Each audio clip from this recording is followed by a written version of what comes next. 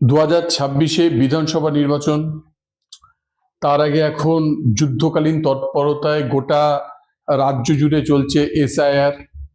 বাড়ি বাড়ি গিয়ে বিএলওরা ইতিমধ্যেই ফর্ম সংগ্রহ করেছেন, ফর্ম আপলোডের কাজও শুরু হয়েছে।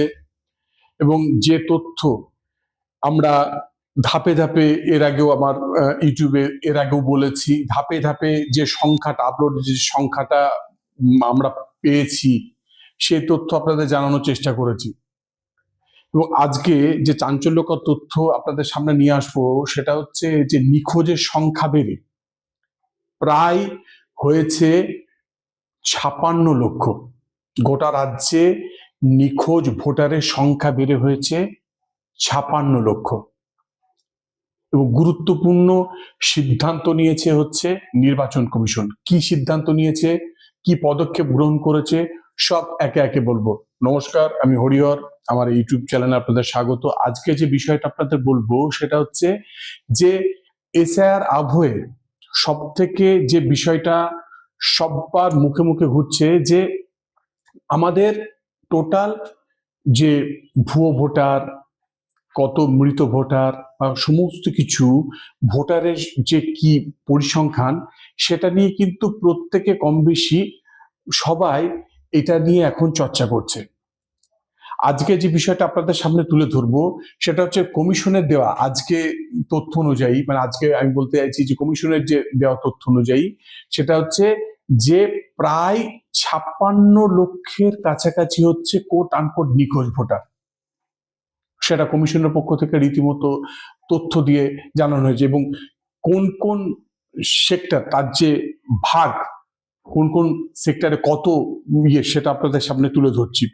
এবং কমিশনের দেওয়া তথ্য আজকে যে আজকে হচ্ছে 6 ডিসেম্বরের কমিশনের দেওয়া তথ্য অনুযায়ী হচ্ছে একদম কোট আনকোট 55,45,167 জন, 167 এই সংখ্যা, যার কে বলা, ওরা তাদের যে কেতাবি ভাষা যে সেটা হচ্ছে আনকালেক্টেবল, তারা যে আপলোড করেছে তাতে যে সংখ্যার পরিসংখ্যাটা আমরা পাচ্ছি সেটা হচ্ছে প্রায় 55,45,167 জন। আর এর মধ্যে গোটা রাজ্যে যে পরিসংখ্যানটা এখনো পর্যন্ত সামনে এসছে প্রায় 43,83,807 জন হচ্ছে মৃত, যাদের নাম ভোটার তালিকায় জল করছিল। বিরোধীরা বারবার অভিযোগ বারবার অভিযোগ এর আগে করে এসছে শাসক দলের বিরুদ্ধে, যে মৃত ভোটারদের ব্যবহার করে শাসক দল কারচুপি করে হচ্ছে বিভিন্ন বুথে। সেই সংখ্যাটা কিন্তু নেহাত কম নয়। আজকে 6 ডিসেম্বরের যে পরিসংখ্যান তাতে প্রায় দেখা যাচ্ছে কম বেশি প্রায় 24 লক্ষর কাছাকাছি হচ্ছে মৃত ভোটার, যারা ভোটার তালিকা এতদিন জল করছিল। সেই জলকে বের করে দিয়েছে হচ্ছে এসআর এর যে প্রক্রিয়া।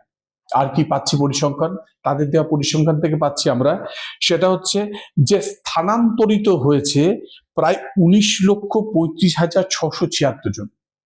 এক জায়গা থেকে এক জায়গায় শিফট হয়েছে, এবং সেই সংখ্যাটাও কিন্তু কম নয়, সেটাও প্রায় হয়েছে 19,35,676 জন। তাদের নামও কিন্তু জল করছিল, স্থানান্তরিত হওয়ার পরেও তাদের নাম কিন্তু ভোটার তালিকায় জল করছিল। আর কি পাচ্ছি সেটা হচ্ছে যে 10,50,973 জনের যে সমস্ত ভোটারদের কোনো হদিশই মিলছে না।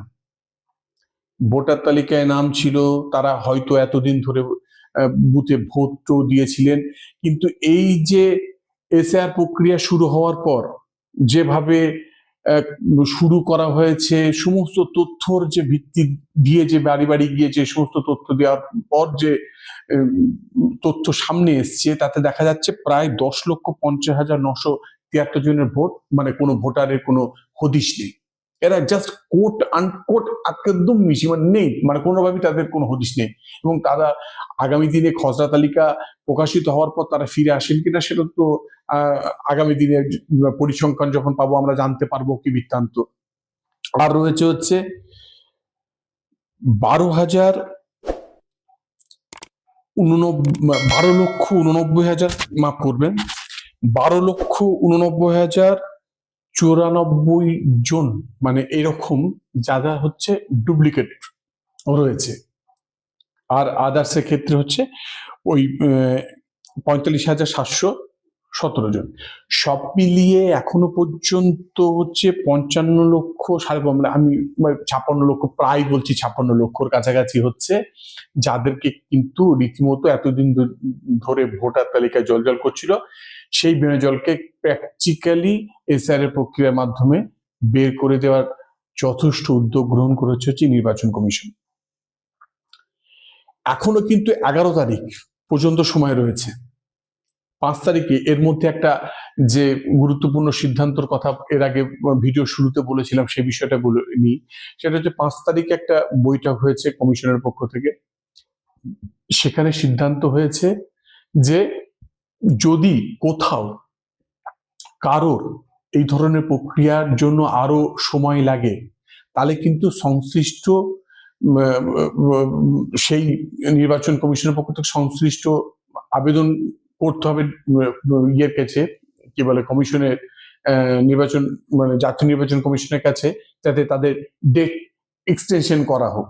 ইতিমধ্যে আমাদের যেটা ছিল 9 তারিখ পর্যন্ত, সেটা আরো 7 দিন পিছিয়ে গিয়েছে, এবং মানে পিছিয়ে গেছে বলতে এমনি আরো দিন এগিয়ে গিয়েছে যে এই সমস্ত কমিশনের টোটাল প্রসেস প্রক্রিয়াটাই।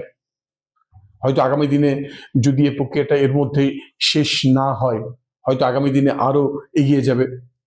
তো এখনো পর্যন্ত যে সময়সীমাটা রয়েছে, মানে এখনো কিন্তু হাতে বেশ কয়েকটা দিন সময় রয়েছে। ফলে আজকে যে সংখ্যাটা প্রায় বলছি 56 লক্ষ, সেটা কিন্তু বেড়ে 65 লক্ষ বা 70 লক্ষ হবে না, তার কি কোনো কিন্তু গ্যারেন্টি নেই। যে হারে যেভাবে কিন্তু দিনের পর দিন মৃত ভোটার, স্থানান্তরিত ভোটার, ডুপ্লিকেট ভোটার, এই একের পর এক ভোটারের পরিসংখ্যান একদম পুরো ক্রমাগত বাড়ছে। কারণ আমরা যখন প্রথম দেখেছিলাম, যখন এই সমস্ত প্রক্রিয়া শুরু হয়েছিল, আমরা প্রথম কি দেখেছিলাম? ফার্স্ট দেখেছিলাম হচ্ছে আমরা 10 লক্ষ হচ্ছে এরকম ভোটারের সংখ্যা, সব মিলিয়ে স্থানান্তরিত মৃত ভোটার মিলিয়ে 10 লক্ষ। সেটা বেড়ে হলো 15 লক্ষ, তারপর হলো 25, 28 লক্ষ। আমি যখন এর আগে ভিডিও করেছি সেটা কম বেশি ছিল হচ্ছে 35 লক্ষ। দুদিন আগেই ছিল হচ্ছে সেটা 45 লক্ষ, তারপর হলো 48 লক্ষ।